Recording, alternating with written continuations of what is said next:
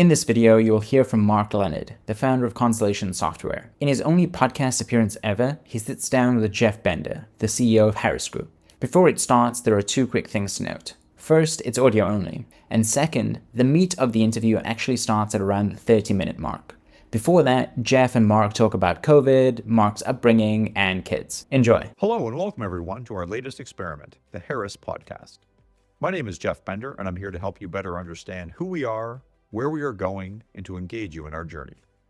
These podcasts are intended to introduce you to our leaders, our initiatives, and to new ideas and ways of thinking. Our goal is to not only inform you, but to engage you in helping us create the enduring organization. Please enjoy. Well, on this podcast, I'm going to be speaking with Mark Leonard, founder, president, and chairman of Constellation Software, our parent company. Mark founded Constellation in 1995, 25 years ago, using a less than memorable initial name in his business case and pitch, referring to it simply as Software Co.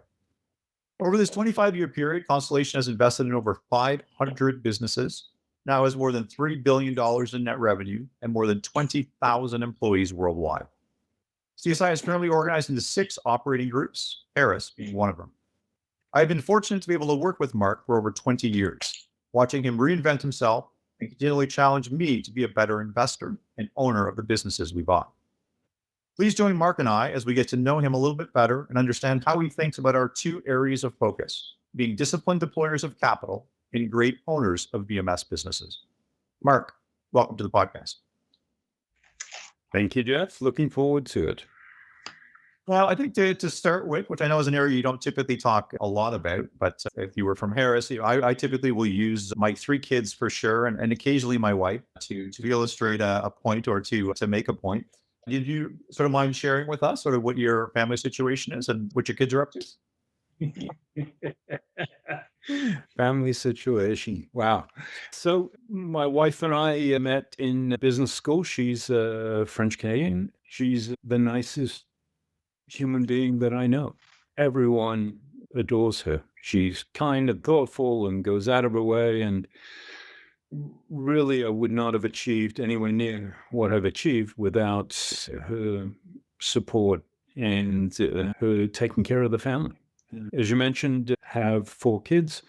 They're in their early 30s to mid 30s now, launched on their lives. We get along well. I'm visiting a couple of them right now out on the West Coast.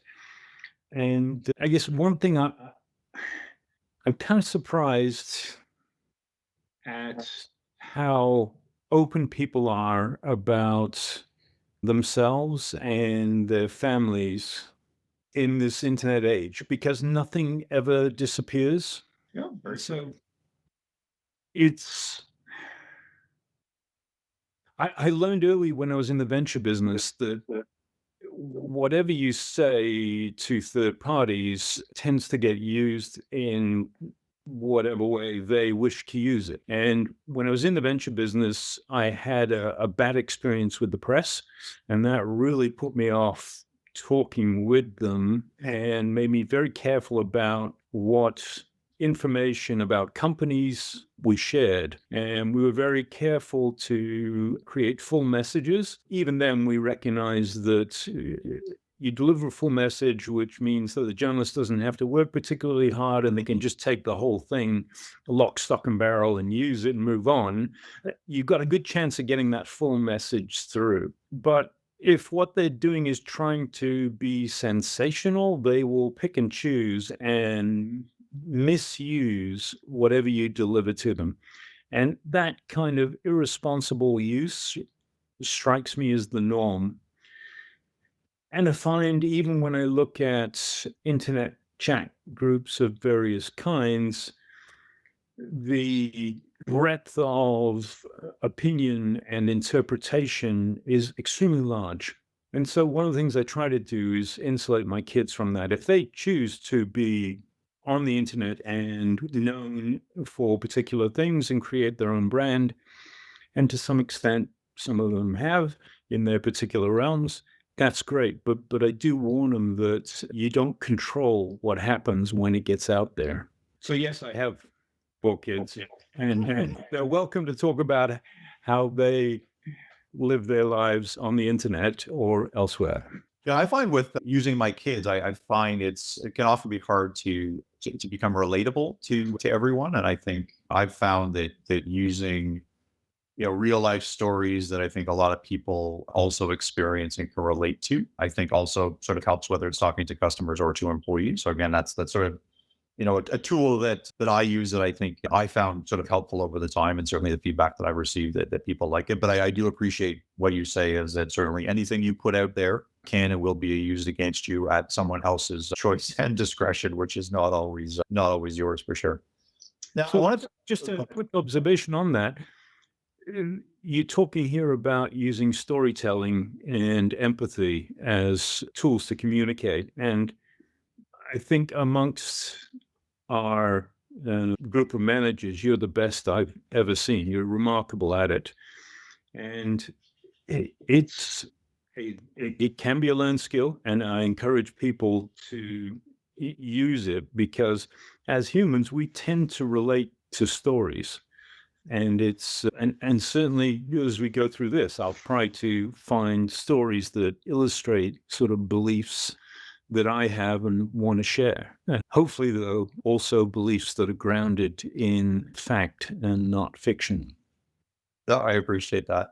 I wanted to pick up on something that you actually mentioned on our last Constellation board call. And this, I can't remember what we were talking about or whether it was just we were all waiting to start the meeting.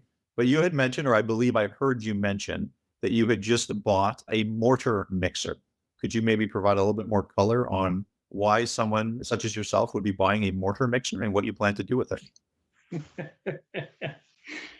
So I don't recall what it was, but it was probably sort of what we're doing in these COVID times that's out of the usual.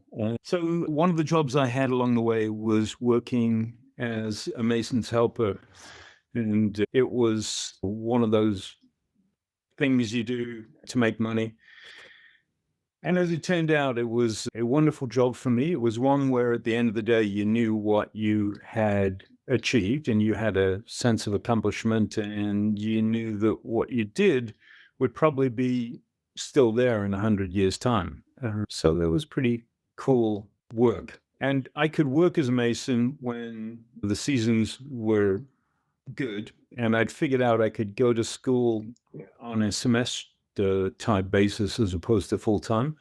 And so when I was collecting unemployment, I could go to two different schools part time, collect unemployment, and then once spring rolled around, I could go back to work as a mason. So I did that for several years, and I worked with a wonderful old mason. He was old as the hills, kind of a hobbit of a human being, small and stumpy and incredibly muscled old guy with a straw hat and a pickup truck that was about as old as he was, and tools that came from the Middle Ages. And he sort of taught me the trade. And I started off mixing mud and mortar for him, and then dressing stones, and eventually pointing stone walls, and then building stone walls. And it was idyllic. I would take my breaks and read wonderful literature, and then go back to being on a scaffold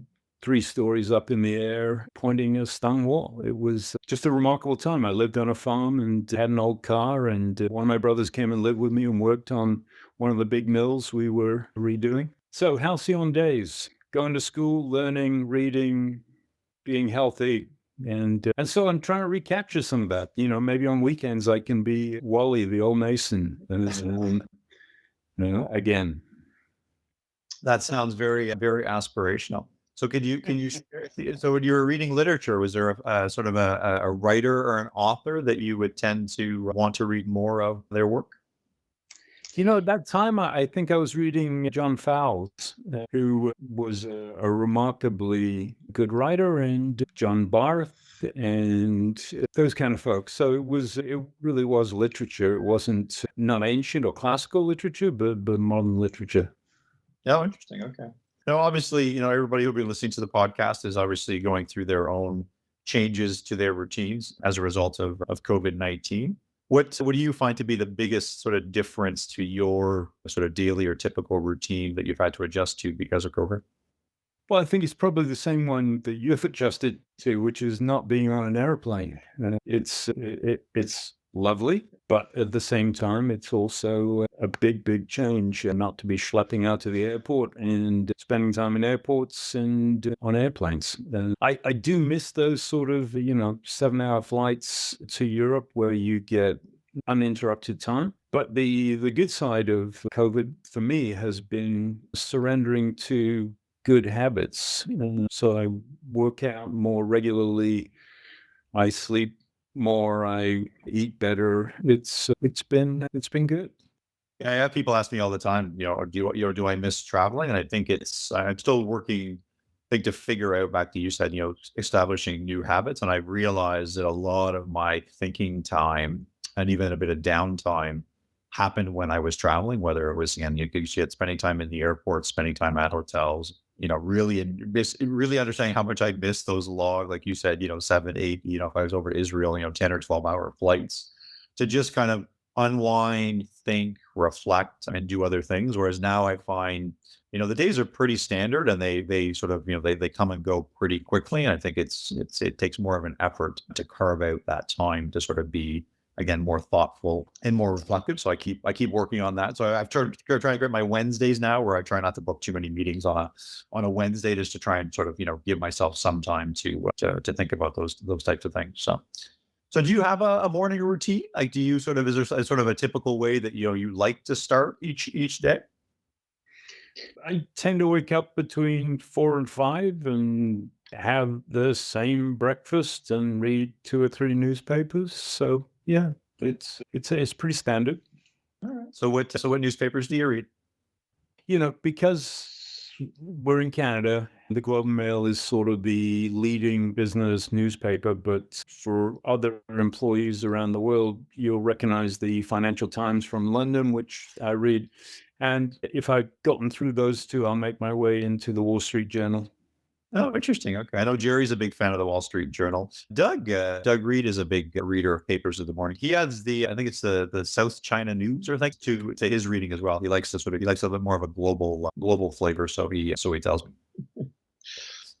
So I know that, or I understand that you have your Bachelor of Science, which I think is probably not super typical of a lot of the people that we have at Harris or Constellation. So why did you choose to study science, especially sort of given some of your what you just explained of your Mason work? Yeah, and it's choose sounds so methodical. Well, what I did was dabble. So I was in many different faculties and many different universities. And over a 7-year period, I eventually ended up with a 3-year science degree. And, in between, I played a lot of bridge and sports and tried a lot of different faculties. You make me feel better now about I give you my son grief about how long it took him, or one of my sons grief about how long it took him to get his degree. Then, if you could take 7, then perhaps I've misjudged what he might be able to accomplish with his. What was your sport of choice? I played varsity basketball, varsity football, and varsity rugby, and rugby was by far and away my preferred sport. Okay, interesting. Okay, all right. Now, back to your science degree. So would you say that you use what you learned in your science program today at Constellation? I think there's always something that you take from what you study. And I had one particular professor who had a impact upon me fairly late in my academic career. And I had a number of other profs who influenced me as well. But I think one of the characteristics of us as human beings is that our memories and knowledge has a half-life. So the stuff we learned 40 years ago, very little of it is being used by us today. We're constantly replacing what we know by what is currently correct and what we currently believe to be correct. So you've got to be a lifetime learner. You've got to keep sort of filling your mind with new ideas and knowledge. And the old stuff becomes increasingly less relevant.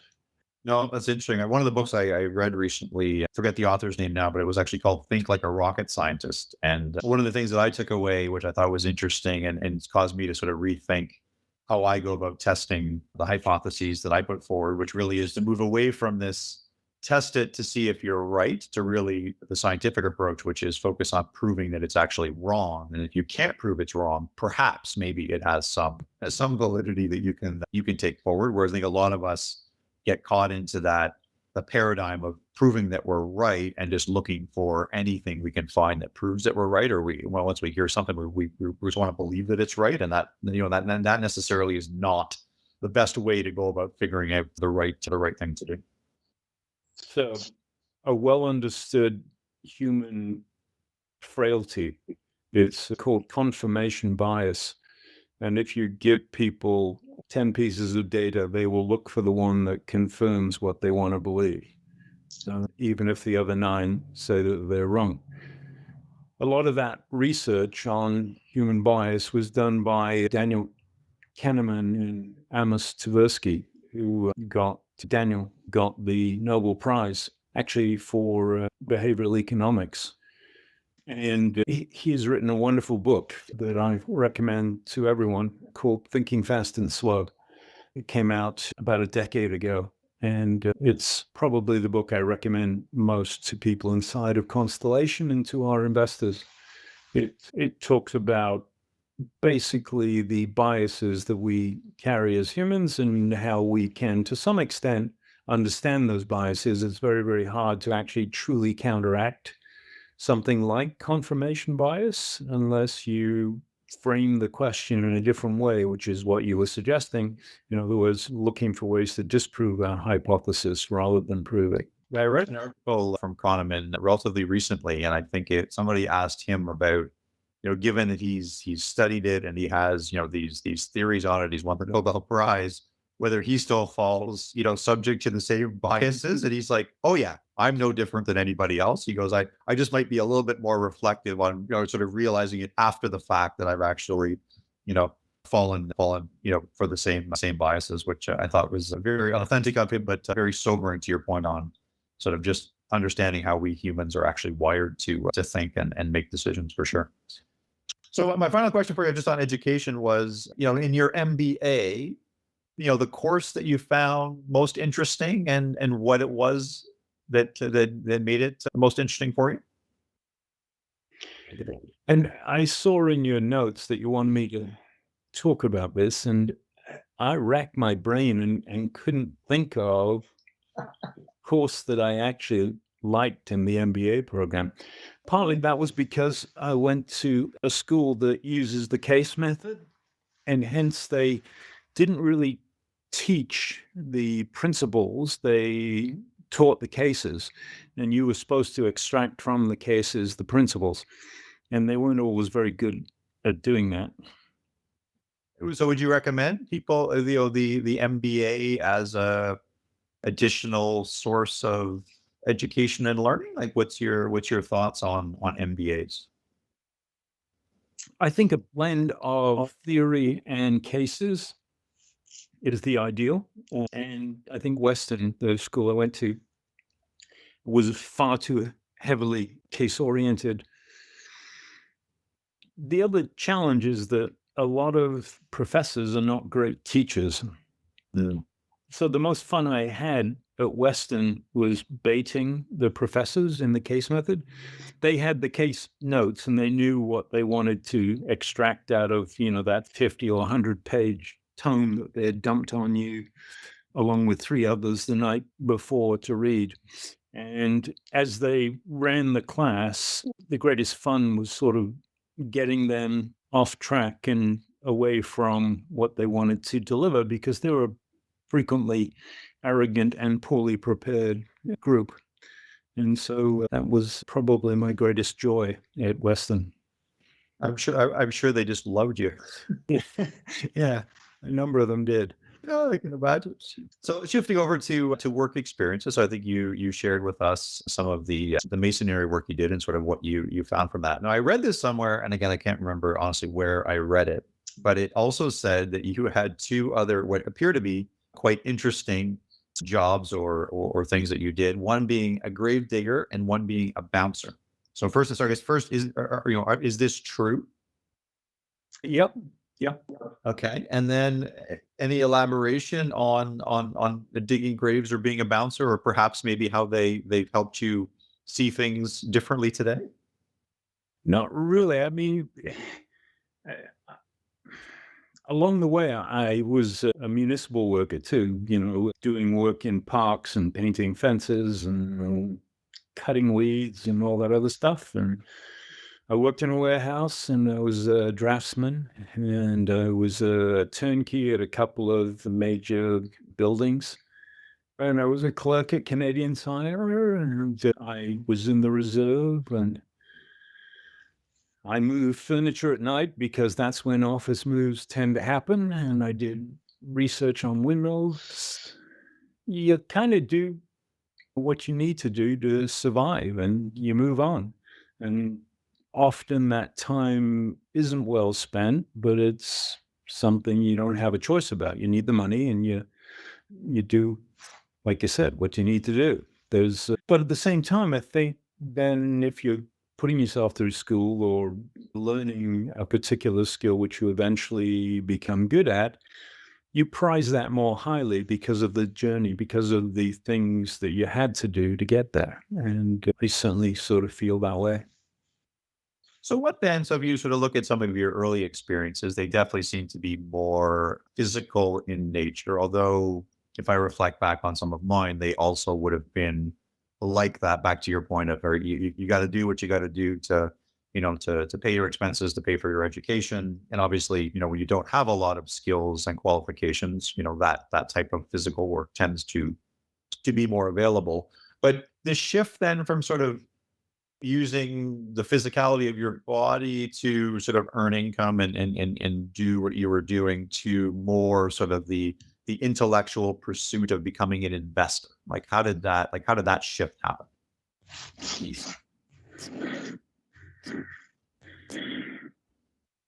Yeah, I guess the MBA probably was the thing that took a hodgepodge of jobs and education and gave it direction. And once again, when I graduated, I took the job I had to take, which was a job in banking. But I was fortunate that I had a summer job between the years of the MBA where I had someone who is still a friend coach me. And he basically sort of sized me up and said, I was working at a bank, a British bank called Barclays in Toronto. And he said, you will be a terrible banker. And why don't you go down to the files? We had all of these files. They were physical files, and read about the bank's clients and figure out where you'd like to work. And so for a portion of the summer, I did that. The other portion of the summer, I worked on a computer system for him with a spreadsheet type program that long predated and ran on many computers, Excel, and did modeling for complex leases, which was great fun. But the rest of the time, I read the files at Barclays and I came across a venture capital company, one of the original sort of merchant banks that morphed into venture capital. And I decided that's what I wanted to do.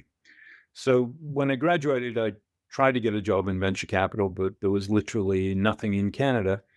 So I went to work for an American bank, and it happened to be one that had a large venture subsidiary. So I fought like hell to get into their US venture group, but failed and came back to Canada, still working for that American bank, and papered the inboxes of the whole venture community in Canada, got to know all the key people, went to their conferences, paying for it out of my pocket when my wife and I had no money, and eventually managed to crack the venture industry, got in. I was one of 400 applicants for a job that was advertised in the Globe and Mail. And that was how I started the venture career. And what was it about venture capital that sort of, propelled you to be so tenacious to get into it? I think once you've had all those jobs that you didn't want to have and that you had to have, the idea of a job that you really wanted was a really attractive thing. So that probably explains the tenacity, plus the support of my wife in pursuing it. What appealed to me was the stories and history of venture capital, the creation of wonderful companies that I knew of. And so I was really keen to be part of that. Now, once I joined the industry, I found it wasn't really that way, but from the outside, it looked very exciting. And it certainly attracted a group of really smart and driven people. So you had both variety and a sort of intellectual elitism that created a fatal attraction almost, from my perspective, to the industry.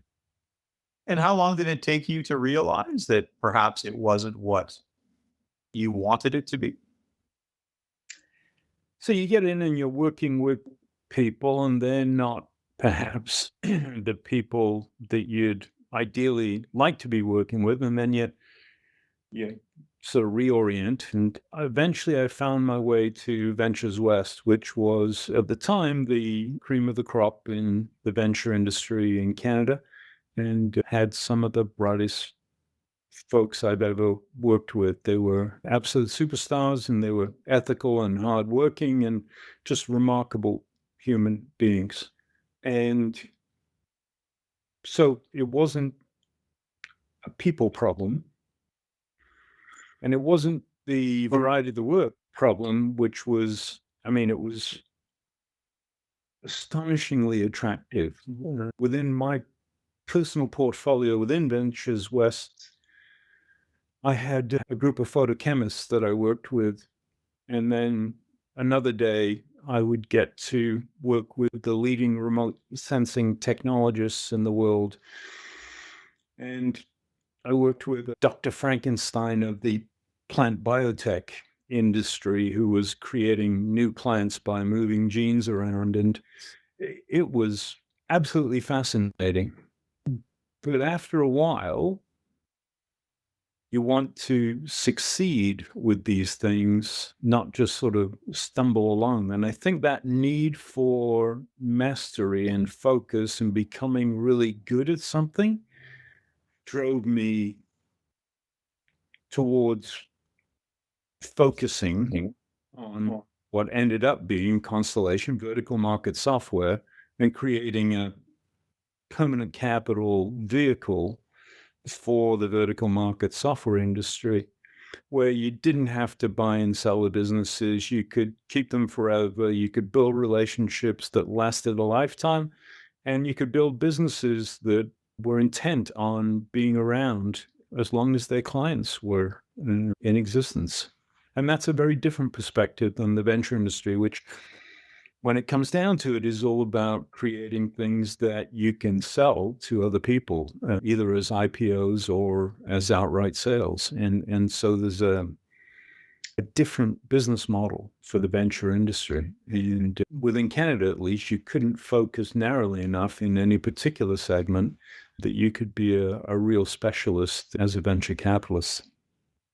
And so why vertical market software? Like, did you have experience with VMS when you were at Ventures West, or was this is just something that you sort of came across as you were again looking to, master something into a platform?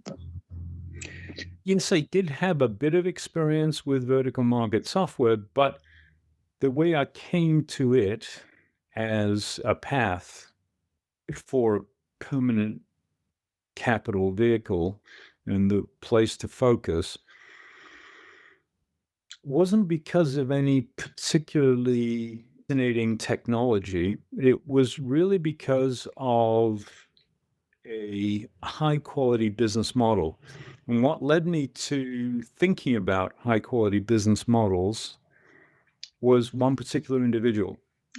So at one stage, as I was exploring venture capital and trying to figure out different ways to do it that might work, one of the ideas I had, hypotheses, was that you could back great horses instead of looking for particular races in which to run. And one of the horses I backed was a guy named Steve Scotchmer. And I worked with him for a number of years. He came from the advanced materials industry, looking for advanced materials companies that we could invest in and he could run. And he had a great track record, and he was a very thoughtful engineer.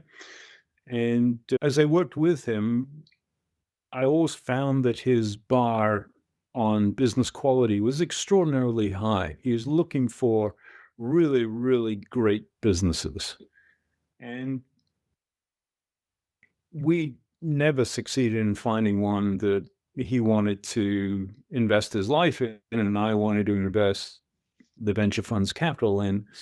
But Steve had made some money from his previous venture, which got sold out from under him. And so he was also learning about investing. And as he was learning about investing, he was teaching me about investing. What he learned, he passed on to me, and he taught me about the great investors. And Buffett and Munger were certainly a big part of that. But there were also other people who influenced his investing philosophy as well, including some in Canada, who he introduced me to. So here I had started off as a venture capitalist. I was very tech-oriented, very much into science. And suddenly the person who has become the most important mentor in my life has sort of hauled me over to starting to think about really great business models and investing. And so I was pivoting and then looking back through the portfolio at Ventures West for these really great business models. I realized that a couple of the vertical market software things that we'd done were ideal, except they were small. They weren't ever going to be big businesses that warranted significant capital and could be a big enough canvas on which to work. So I came up with the idea of creating a holding company for such businesses. If they were great, small, medium-sized businesses, why not own a bunch of them? And that was the genesis of Constellation. And when you took this idea back to the partners at Ventures West, did they look at you like you had three heads, or how did they what did they perceive of your idea? It's interesting. They, as I mentioned, are really smart, driven people, and nearly all of them have this large total available market mindset. So big winner kind of approach to their thinking. It's what's taught in the venture capital business. But at the same time, they knew that what we were doing in Canada wasn't working particularly well. And so it was important to experiment and try other things. And they enabled me to work on the idea. And then when we funded it, also provided some of the capital personally as individuals. And then when we took it public, many of them, I think all of them, became shareholders in the IPO as well. Okay, interesting. I was not aware about that. Okay, interesting. So why then? So as we're talking about, going public and maybe just a bit pre-public. So why did you pick OMERS? And so for those listening, OMERS is the Ontario Municipal Employment Retirement Savings Plan. I think I got that right. As a partner, as a shareholder. So this is sort of the pre-public time. Why did you think they were a good partner? Like what was it you thought they brought to the table that you did not have or could not get on your own? So I went out initially to a number of our entrepreneurial limited partners and to some high net worth individuals that I knew to raise capital, and I got some nibbles. And then I went to OMERS, who was our biggest limited partner at Ventures West, and talked to them.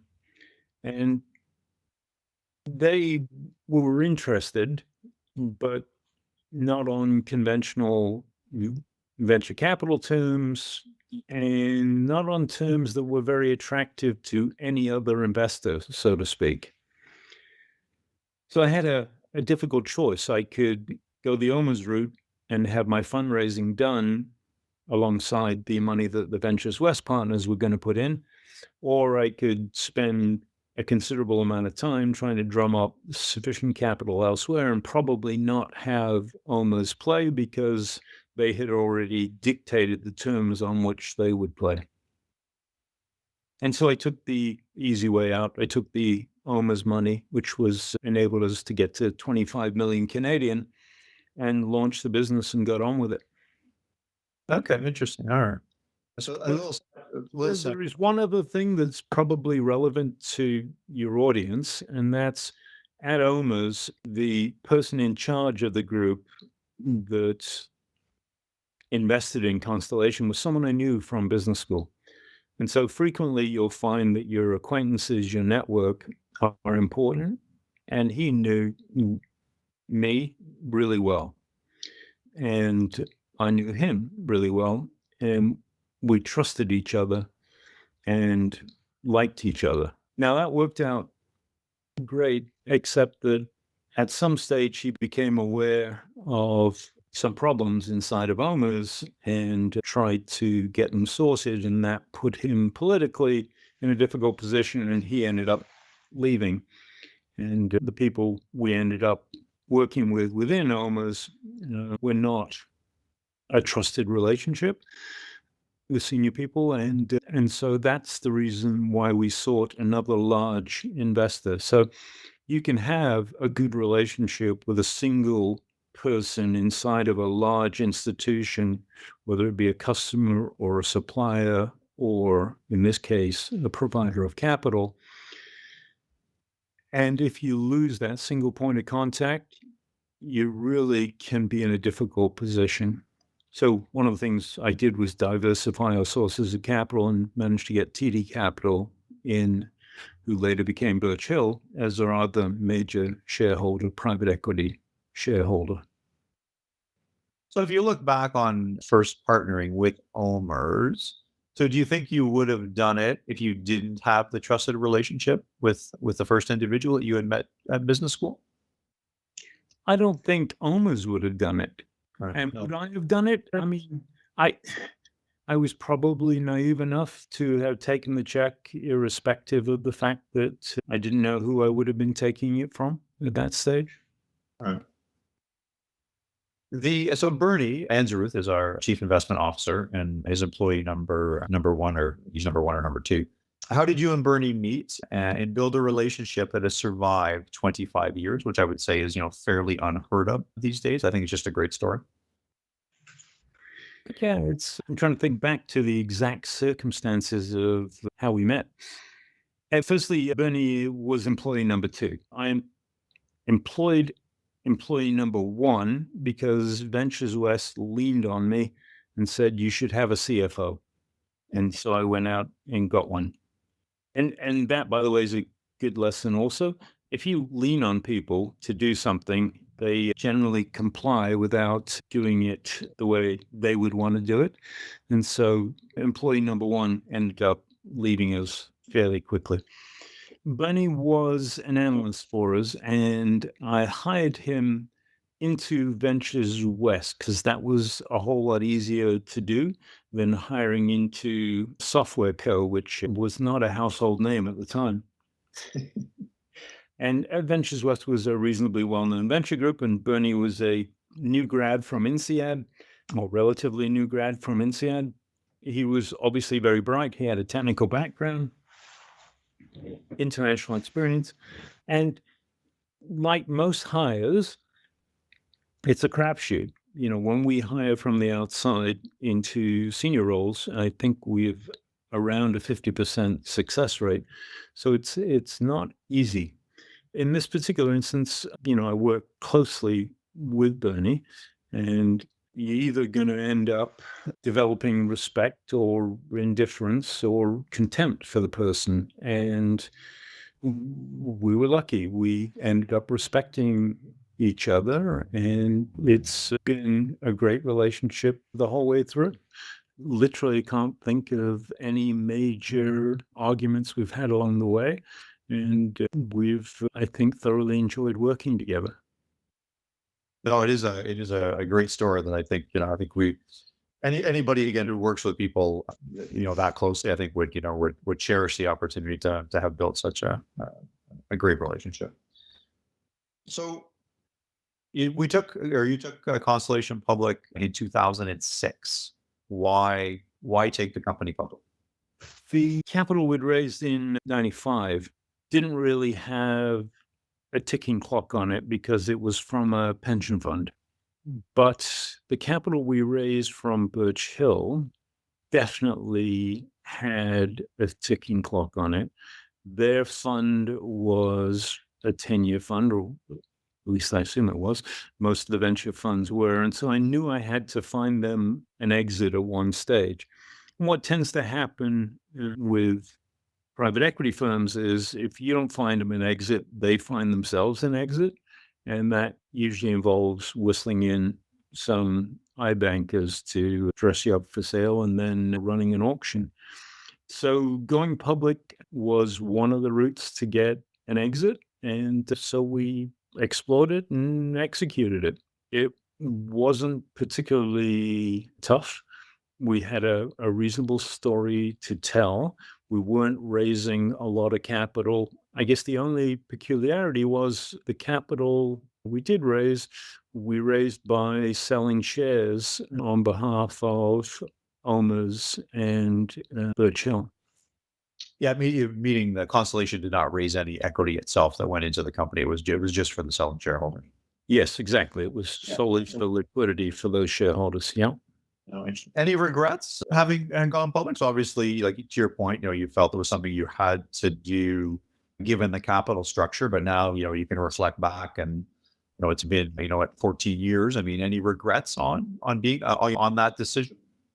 No, no. I mean, the one thing I would counsel anyone who's taking a company public, and we are going to be spinning out a company shortly from within Constellation. The only advice I'd give you is to pick your shareholders if you can, and to work at attracting those shareholders that you think you'd like to be associated with for the long term. Did you find that more difficult now? I think, if you look before, I think you used to publish in some of the shareholders. Like I had gone back and read a bunch before in preparation for this chat. And you talked about sort of, what started off as relatively low turnover in our shares. So, people were not buying and selling shares in Constellation very often. And that number was sort of creeping and creeping and creeping. I haven't seen the latest number, but so are you still happy with, the cohort of our major shareholders today?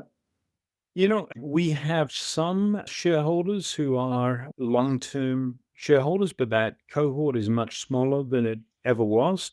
And increasingly, the index funds have become a big and important part of what we do here at Constellation.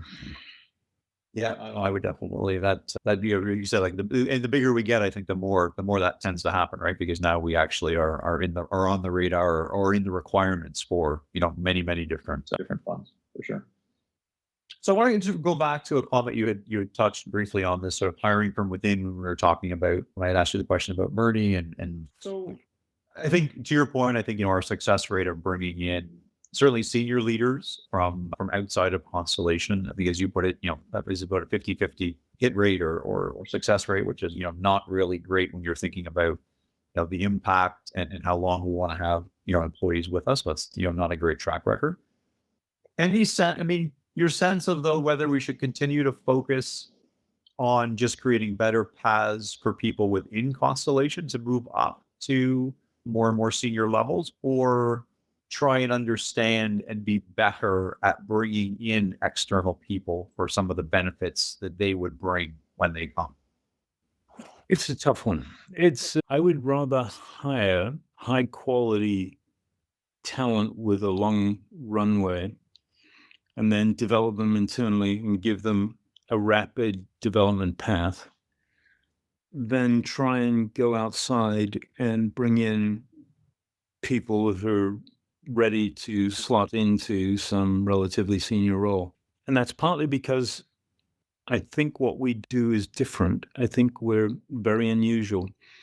Firstly, you don't get many vertical market software companies that are of scale and that play in multiple verticals and that do what we do, that are very investment savvy and return on capital employed oriented, while at the same time thinking about the very long term. And so I'd much rather get someone who's smart, has had a job or two, knows what working is like, and knows something good when they see it, and then introduce them to Constellation, and hopefully they find what they're looking for in a place like Constellation. Yeah, no, you're saying it's definitely a tough one. I think when you sort of, look at, again, our lack of success, but then you also, I think, one of the things I've been struggling with lately is, infusing existing thinking and ways of doing things with new and different thinking. So I find a lot of times we just, we've convinced ourselves, we tell ourselves the same narrative, the same story, and we believe it. And over time, it's not that the story might change totally, but it definitely changes. And I think sometimes we're not as quick or as fast as we need to be to adjust. And I think sometimes balancing the individuals that you described with, again, bringing in some other people, I think with just doing different ways of looking at things, different ways of thinking, I think could strike a nice balance between us, finding ways to be more successful with the businesses that we own. I'm doing some work now with a company outside of Constellation, and they have a metric. I haven't quite figured out again how well they score this metric, but they look for 25% of their leaders. Now, again, I didn't define what leader meant, but they either want new promotions from within or people brought in from the outside. They want 25% of their leaders to be different on each in each year, and the idea behind it is really to, again, drive different thinking, bring a sort of a different focus, a different drive and momentum to keep moving forward, which I thought was an interesting way to looking at it versus sort of always being sort of doing the same old thing the same old way just because that's how we've always done it. So it's an interesting concept for sure. Yeah, it reminds me of General Electric, where you knew you had your job for 3.7 years, and you were always thinking about what that next job was. And in your 3.7 years, you were keen to, hit all your objectives, make your boss happy, have good reviews, and get a better next job. And that led to tremendous success for General Electric. Everyone was on the same bus, but I think it also led to a lot of short-term thinking and over-optimization, and eventually I think it led to book cooking and unethical behavior that got them into trouble. And that's one of the fears of not living with the results of the decisions you make today and their implications for 5 to 10 years down the road. In the software business, as we all know, the investments you make in R&D and sales and marketing today in new initiatives probably aren't going to pay off for that 7 to 10 years. So how do you? So I think this is probably an area where you and I are probably not as aligned as we might be on some other topics. So how then do you how do you think about you know individuals as they come up wanting to do more and different things, being able to do those things that might require them to be separated from some of these decisions? So the way I've handled that, as you know, is that I don't take people out of a position where they own something. I just create situations where they own more stuff. And so you were responsible for Harris, and you're now responsible for Harris, the original utility business. You're now responsible for so much more. And that only works if the people have the capacity to keep on going. But if I'd taken you and convinced you to go off and run Gary Jonas when I needed managers there and to leave Harris behind, I think we would have lost something, that intimate knowledge that you built up of the people, the customers, the products within the utility space, which I believe would have been a loss for the Harris operating group. Now, one of the things that I believe is that ideas and practices travel in people, absolutely. And so new people can bring new ideas. But I also believe that there's a group of people, and it's not everyone, who are natural consumers and adopters and observers of new ideas. And if you have enough of those, you don't need to bring in people from the outside.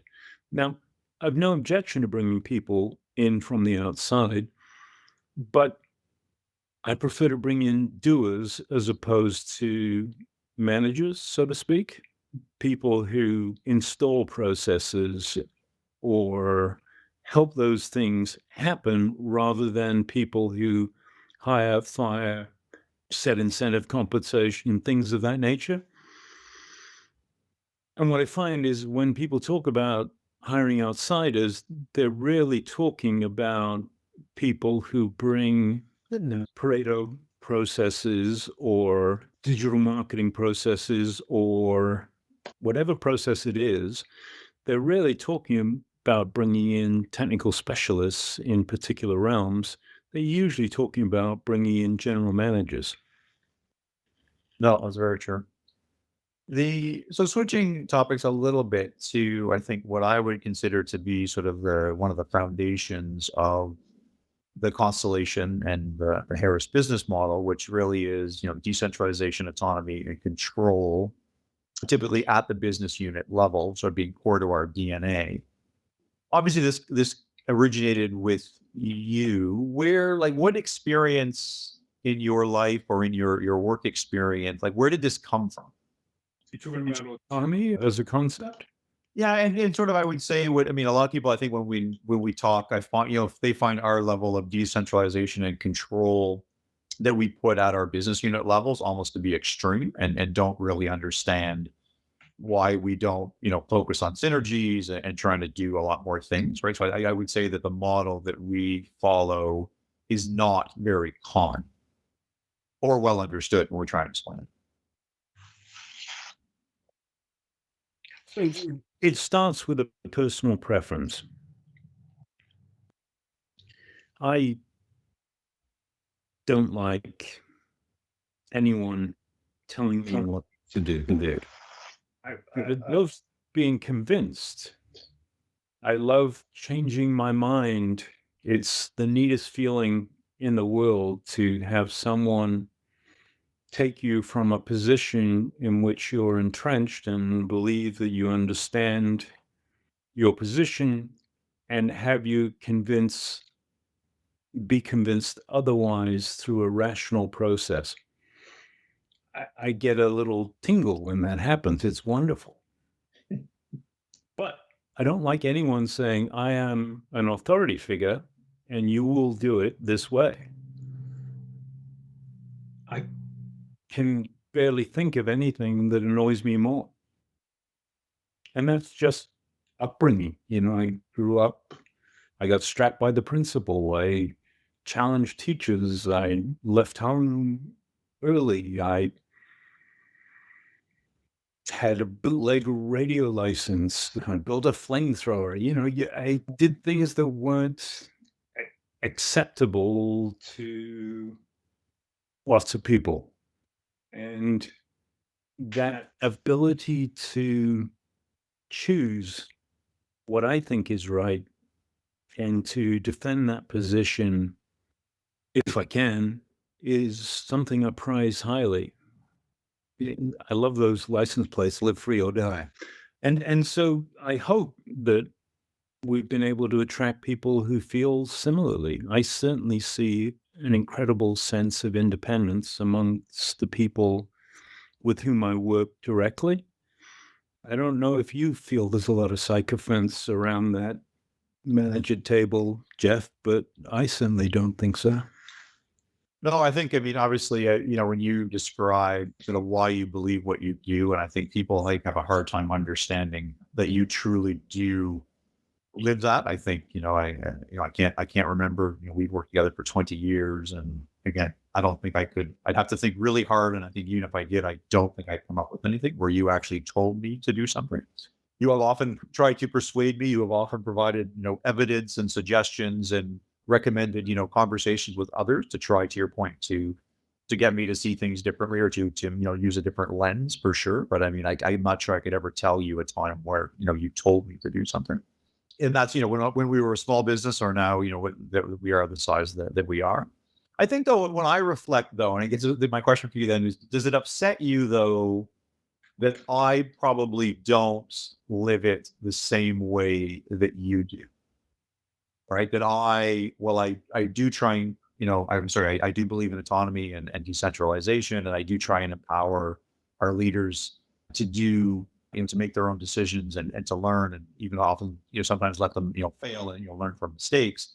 But there will be an occasion where I will step in and probably require them to do something, or perhaps they would feel that I am not giving them an alternative. Well, I might, maybe I'm pretending that I am, but I'm not.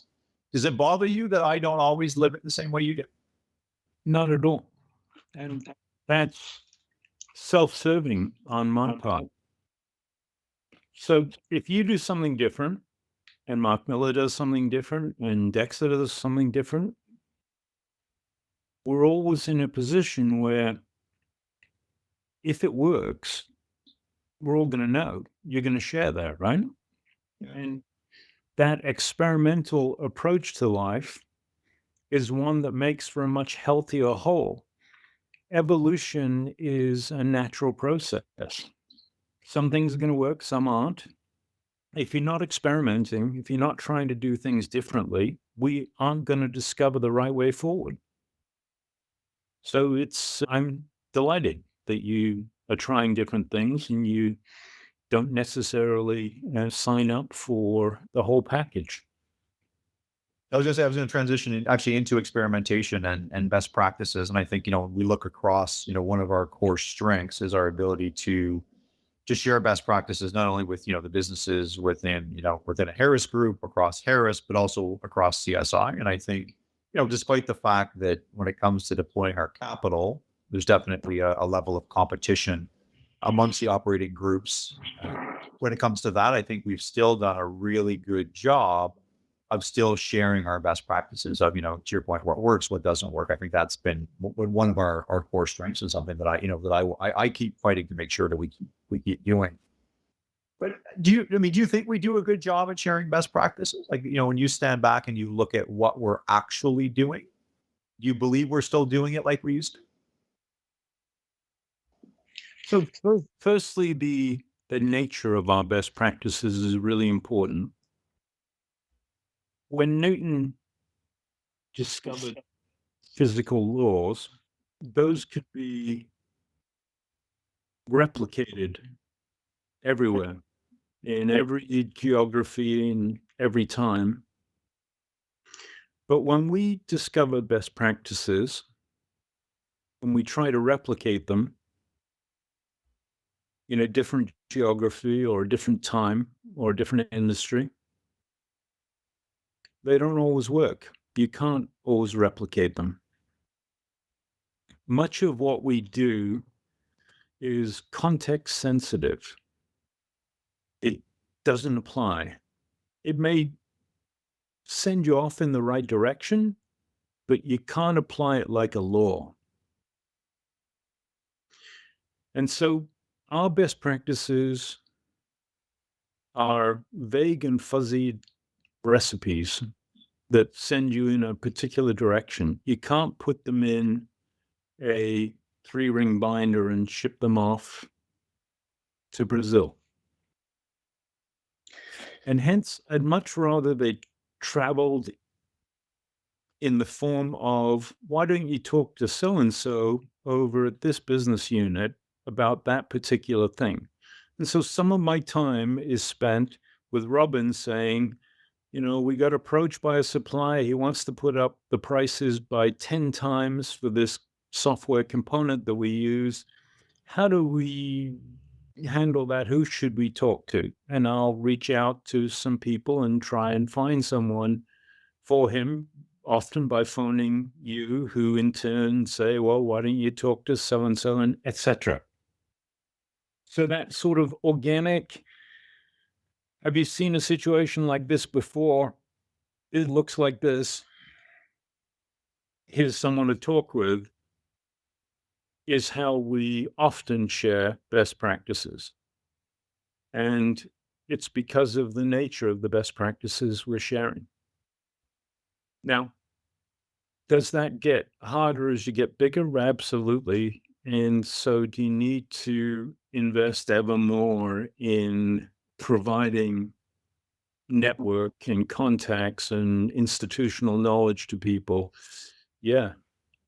Now, the fact that I can't connect Robin's person who has this issue down in one of his business units directly to someone inside of Dex's unit that has this issue doesn't bother me hugely, because I know that within Robin's unit, there'll be some advice from some business unit that will help that person.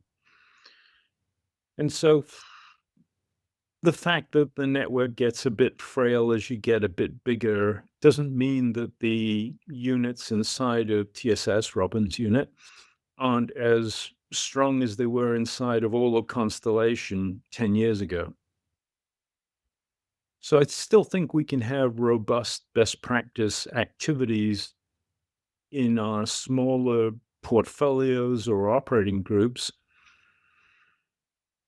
that are as good as they ever were, and that the things that filter through you and me, Jeff, would just be fewer, and hopefully there'll be bigger issues and more important things that we can actually help with.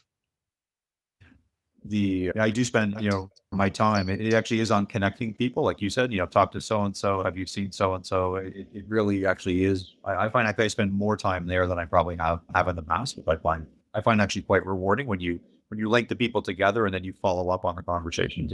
It can be quite impactful for sure. So you've done a bunch of research, which you've shared with certainly myself and my peers, and also with the Constellation Board of Directors on HPCs, or high performance conglomerates, sort of looking at what can we learn from others who sort of at least have the organizational structure that we have. So why bother studying what others have done if they actually aren't in vertical market software in all cases? Can be speaking around a dozen of the high performance conglomerates. And the neat thing is that one of them was a vertical market software company. It was Jack Henry, still is. And the other one, Roper, was busy becoming a vertical market software company. So, to have the 12 best high performance conglomerates in the world, two of them end up as vertical market software companies, is pretty damn remarkable. And sort of speaks to the fact that it is an inherently good business. That said, the other 10 or so were not high performance vertical market software conglomerates. They were just in other industries and businesses. And the reason to study them is to try and figure out how we as Constellation are going to evolve. If there was an obvious group of companies that I could look to that showed the way, that had many, many acquisitions, that had continued to be successful over time, I would have gone to them. This was just sort of where I ended up when I couldn't find anyone who looked more like us within our industry. Was there a learning that sort of crosses many of them that surprised you most? It's not a learning that is unique to them, but it's the sort of reversion to the mean thing. This is a concept that people talk about all the time. Whenever you get exceptional performance, it tends to diminish over time towards mean performance. And we certainly saw that in all of the high-performance conglomerates. They all started out with extraordinary returns on capital once they figured out what they were doing. And then gradually over time, for instance, their returns on capital started to diminish. And you mentioned Jack Henry. What is it about them that impresses you the most? I remember actually when I first joined Harris, you were talking about, Jack Henry, which is, it's a long time ago. Yeah, in fact, Bernie wrote a piece on Jack Henry way back when you joined, that we still have lying around, which is kind of fun to go back and look at. I went on a road trip at one stage and met Jack as he was a very old and sick man, and had the opportunity to have dinner with him at his house. And he was a character and very kind to, see me when he was in such a state. The thing I loved about Jack Henry, and is startling even today, is that they compete in an industry where the customer base has become much, much less over time. They're probably half the number of small financial institutions in the United States now that there were when we first looked at them. And despite that, they have grown their revenues, profits, earnings per share, and shareholder value at a remarkable rate since the 80s, early 80s, I believe, when they went public. So that's an incredible track record. Now, one of the things that they typically do, or I think they maybe have done a better job than we have, is sort of using their channel, their existing customers, to basically then purchase add-on products or even potentially service offerings, and then take that back into their existing customer base. Like, when we talk about that, I mean, certainly at the, my comment here might be more Harris specific. We haven't done that as often as I think I would like to see us do. Like, any sort of sense as to, you think, why we don't do that more often? Like, it seems like, from a return perspective, it seems like something where we should be spending more time. And any sense as to why you think we might struggle with doing that?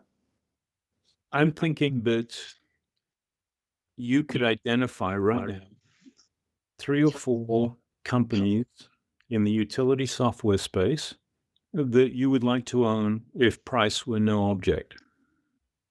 Yeah.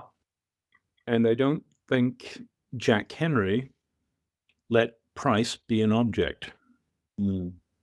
So they paid up for the acquisitions that they bought. And because they paid up, they had to have synergies. They had to do cross-selling. They had to achieve some things with those assets that when we take our capital and go out and invest in some new vertical that isn't utilities, we don't have to do. And if you look at Constellation's results, we generate a higher return on our capital than Jack Henry does. Now, if we were seeing lower rates of return across the board, or if we used a lower hurdle rate, I believe we would own more utility software businesses, because I think you would have stretched and found a way and driven for synergies and done cross-selling and all those other things to enable you to be more strategic about what you do, as opposed to opportunistic about what you do. You would have ended up in less verticals. You would have had lower returns on capital, but you probably would have built within utilities a higher market share business with a larger moat around it than your existing businesses, which are still pretty extraordinary businesses. Do you think that's a fair reflection? Yeah, no, I'm sitting here thinking. So I think the answer is yes. But then do you consider then Jack Henry to be less disciplined deployers of capital than we are? I guess when you look at pure return, I guess the answer is simple. The answer is yes. But the question is, who's created value? Well, I think we've created more value, Yeah. by a long shot, but they've created astonishing amounts of value, returned a lot of capital to shareholders. We haven't returned a huge amount of capital to shareholders. I mean, it's not trivial, but we've redeployed more capital. Yeah, no, it's interesting, this concept of, what would the businesses look like? How deep would the moats actually be if we would, if we had, like you said, a different approach? And I do think I do agree with you that they would be much deeper, more diversified. But likely, you're right. The consequences, second or third order consequences, the returns would likely also be lower. No, it's a very interesting way to look at it. That's probably actually a good segue into, which I think will be of interest to a lot of our businesses, which is this profitability, organic growth trade-off. That's something that we often speak to. You've written before, I think it's a quote from one of the shareholders' letters, that that you believe organic growth is the toughest management challenge in software. So why do you believe that? Why do you believe that organic growth is the toughest management challenge in software? It started out with my experience in the venture business, where we were looking to create new businesses, new markets, new products, and it proved incredibly difficult. And we then, inside of Constellation, did a long empirical study of our own initiatives over a 5-year period and demonstrated to ourselves that we too were doing a poor job of deploying capital in new initiatives. And I knew it was tough, but it wasn't until I came across Philip Tetlock's research that I understood why it was tough. So Tetlock is the most famous researcher in the area of forecasting and wrote a book, and I hate the name of the book because it sounds like hype, called Super Forecasters. Yeah. But I love his research, which I had come across before the book.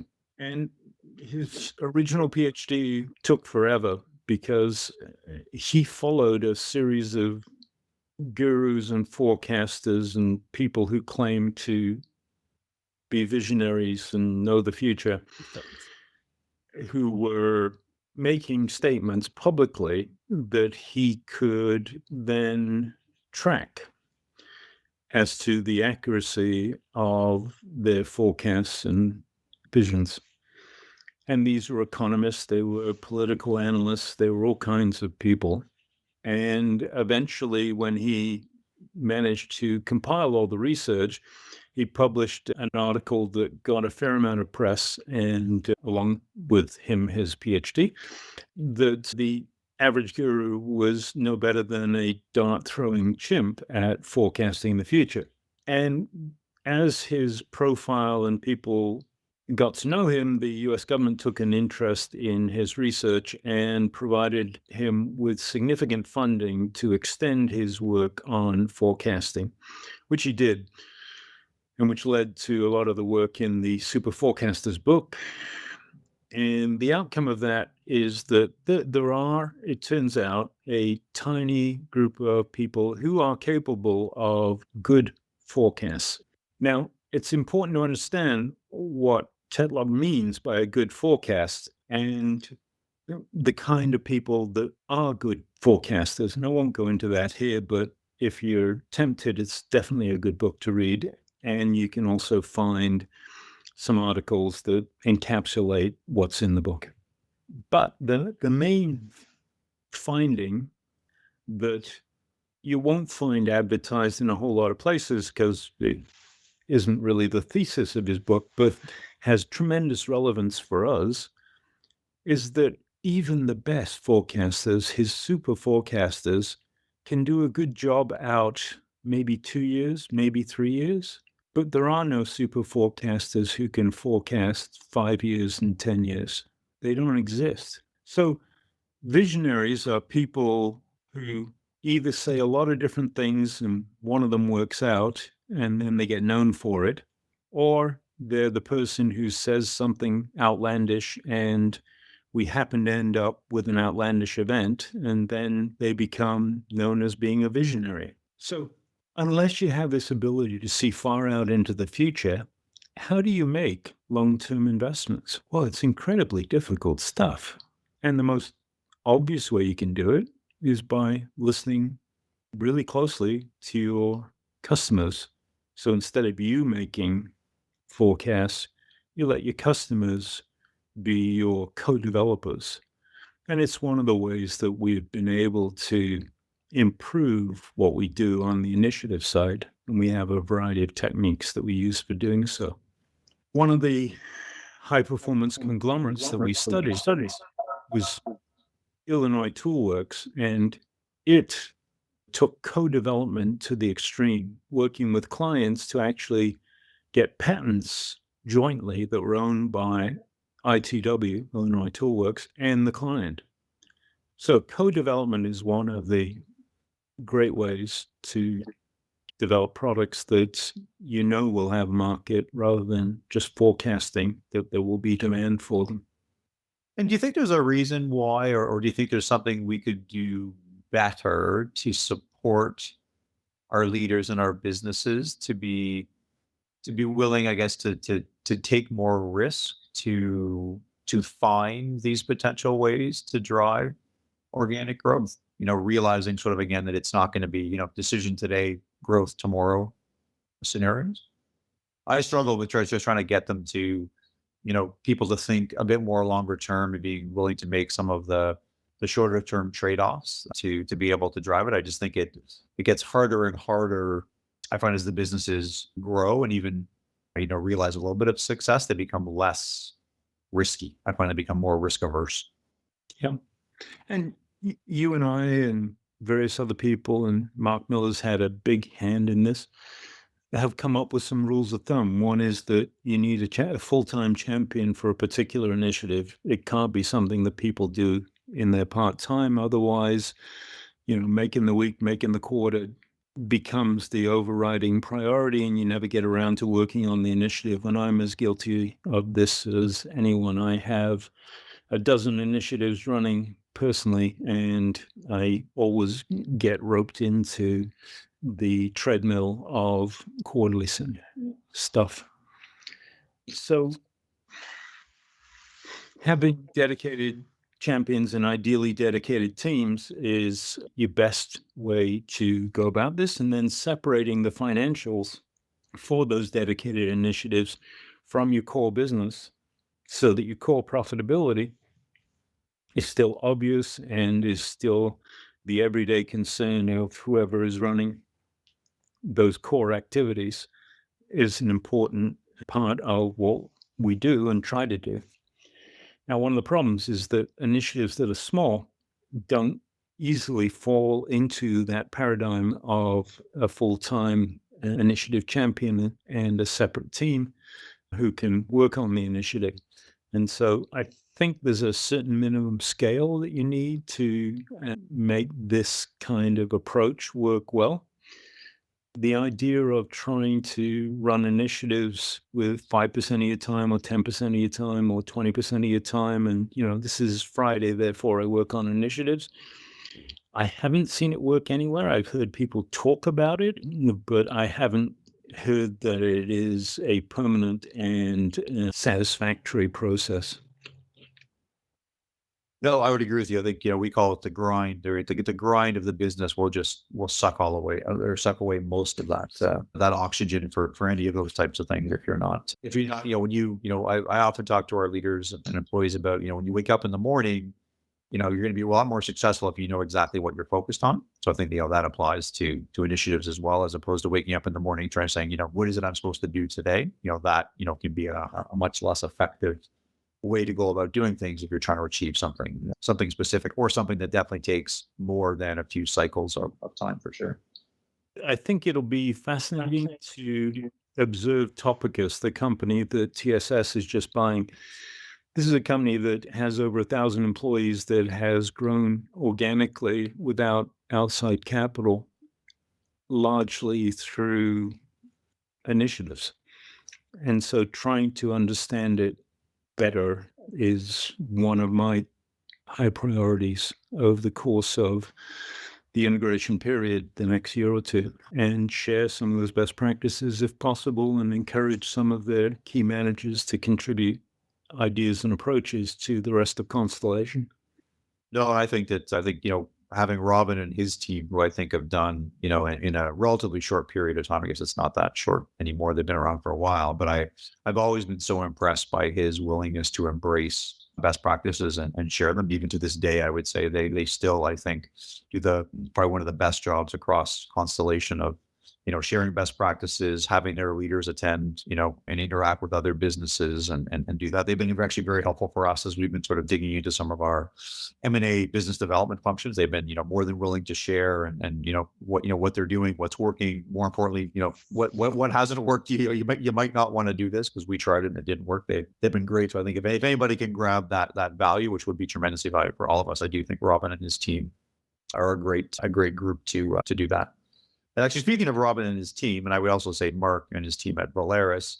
So one of these other things I think that you talk about, where again, you and I may not always be fully aligned, is so while you'll readily admit that the data doesn't fully support smaller sized businesses. So basically, this means a business unit that keeps its scale somewhat reduced, and therefore potentially then you need to consider breaking up larger business units into into one or two or several smaller business units versus the opposite of folding larger ones in.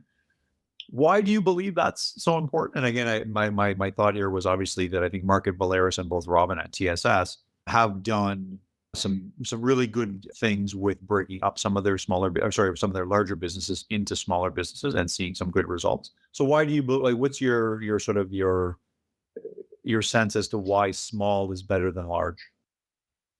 And my early experiences in the venture business were sort of part and parcel of that. And if you go back even further, it relates to my experiences playing team sports. I adored team sports. To me, it was life changing when I got to school and started playing team sports. I love that environment. I love the level of intensity that came out of it. I love great coaches who could extract incredible performances from, a bunch of relatively inept players such as myself. And when I got into the venture business, it was almost expected that people would be investing themselves into their job at a level of energy and enthusiasm that you just don't see inside of your average corporation, except in a few highly motivated, ambitious, generally managers or salespeople. So that sort of all hands on deck, the whole team trying to help things succeed that you see in the average venture backed company. I saw in some of the early businesses at Constellation, and Trapeze, for instance, was like that. And I no longer see that at any of our businesses. I told the story of turning up for an early meeting at one of our businesses and getting in there and sitting in the carrels waiting for the managers to arrive and listening to the chat amongst the employees as they drifted in. And they weren't coming in early and they weren't buckling down and they weren't excited about work, but I certainly got to hear a lot about their personal lives. And it was just so different than the early days of Volaris, of Trapeze. And the intensity was so diminished. I was so disappointed. And I'm convinced it's a function of size. It's, a reversion to the mean. You're not going to have those high performance teams when you get extremely large. Now, those are personal observations, and there is some really good research. So when you want to look at high output teams, there's been research done since the 1800s on this topic. I'm talking about scholarly research. And what you'll see is that as you add people to a team, a small team, you get diminishing output per person. And there are terms for this like social slacking and things of that nature. And when you have complex work activities that require coordination between teams, there are other factors that diminish output per team member. And communication overhead is one example. It's an n minus 1 factorial, where n is the number of nodes in a network. The amount of communication overhead builds close to geometrically as you add people to a team. And from what we can see over time, technology has not been particularly good at making team size increase effectively. Then there are sort of empirical observations on efficient team size. If you look at agile teams in the software world, what you'll find is team sizes from 6 to 9, maybe 5 to 10 are most common. And that seems to be the right sort of span for teams. Now, you can obviously stack 5 to 10 person teams one over another and have one person from the team above oversee the team below, et cetera, et cetera, et cetera. And that for sure works. But what happens is the distance from the top of the stack to the bottom of the stack becomes increasingly large. And so the knowledge of what's happening in the field becomes increasingly distant, and the empathy with the field person and the person at the top of the stack becomes increasingly distant. And I just feel that if you get much beyond that sort of 50 to 100 level, you start substituting systems for knowledge and systems for empathy. And systems, by their very nature, tend to be bureaucratic and one size fits all. And so you start not looking for and working with the slightly warped and stunted, but enthusiastic and perhaps brilliant average employee, and start working instead with the ideal employee who is a figment of your imagination because they don't exist. And you end up with a sort of lowest common denominator ideal employee, which leaves an awful lot of untapped resource in the organization. So once again, this isn't particularly research backed, but I'm personally willing to trade off the inefficiencies of not having larger scale for the autonomy of a small, tight, agile team. Now, I don't know if this is an instance where I have confirmation bias, but I have a feeling that within Topicus, what we're going to find is a lot of the initiatives that have been the drivers of success of the growth of that business have been relatively small teams that eventually over time end up growing to become big to take advantage of the opportunity. But in the early throes of the opportunity development, had a few extraordinary people on a small team.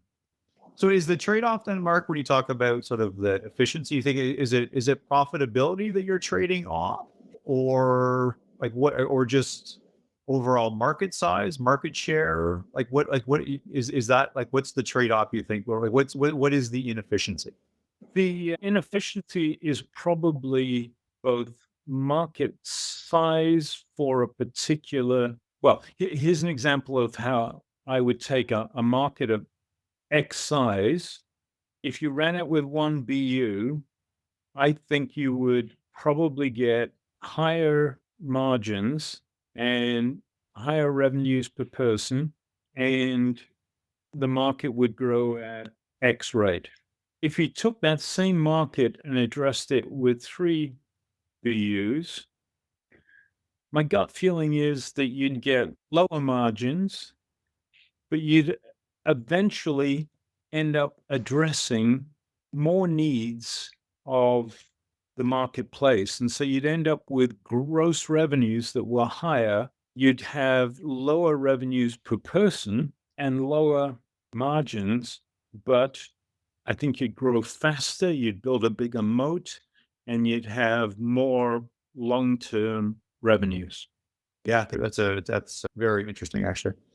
Comes to mind because actually we just Jerry actually just did something with one of our larger healthcare businesses where we broke two pieces of it off and actually brought in a new EVP to create a new business. But like you said, that the short term consequences that is certainly the profitability, but I think the long term is giving this new business the oxygen and the ability to grow and to try and do something and not be weighted down by the larger business for sure. So. Well, I think with that, I'm going to wrap it up and thank you very much for so much of your time today. I really appreciated that. And thank you for your very thoughtful and considered answers. And thank you very much. It was great to do it, Jeff, and always look forward to talking, admittedly indirectly with your employees, and encourage any of the managers who report up to you to reach out to me if you'd like to have a similar sort of conversation about any topic, really. Thanks. Perfect. Okay, cheers. Bye.